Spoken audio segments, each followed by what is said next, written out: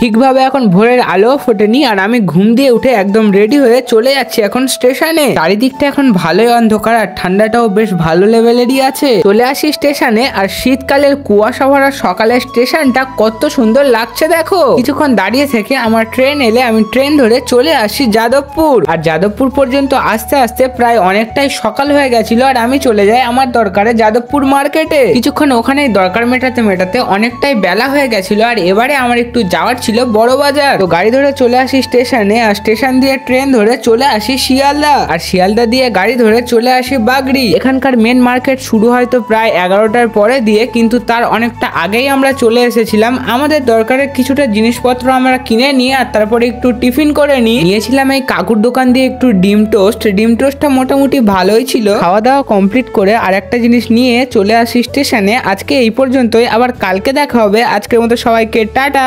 এখন আমি বাড়ি যাই আর তোমরা সবাই সাবস্ক্রাইবটা করে দাও।